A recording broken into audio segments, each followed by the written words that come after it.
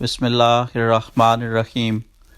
ملفوظات حضرت اقدس مسیح موعود علیہ الصلاۃ والسلام اور فارسی ادب، قسط نمبر 124، محمود احمد طلحہ، استاذ جامعہ احمدیہ UK۔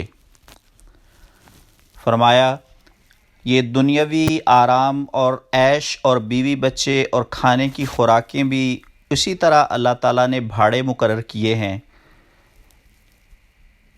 کہ تا وہ تھک کر اور درماندہ ہو کر بھوک سے پیاس سے مر نہ جاوے، اور اس کے قوا کے تحلیل ہونے کی تلافی مافات ہوتی جاوے۔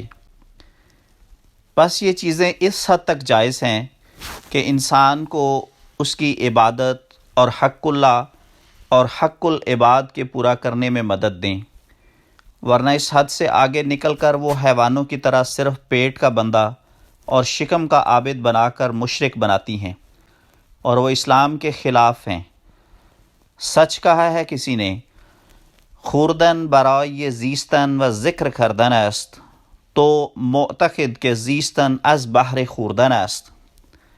مگر اب کروڑوں مسلمان ہیں کہ انہوں نے عمدہ کھانے کھانا، عمدہ مکانات بنانا، اعلیٰ درجہ کے عہدوں پر ہونا ہی اسلام سمجھ رکھا ہے۔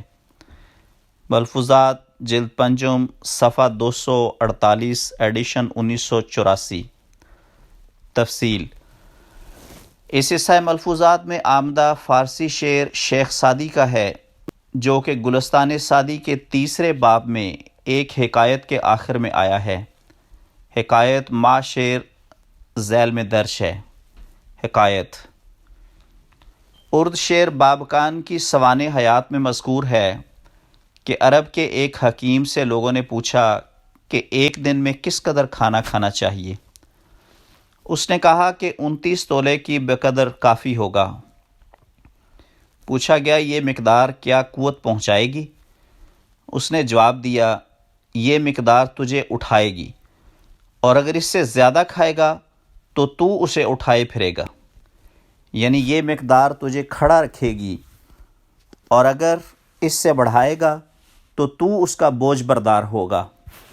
خوردن برای زیستن و ذکر کردن است، تو معتقد کہ زیستن از بحر خوردن است۔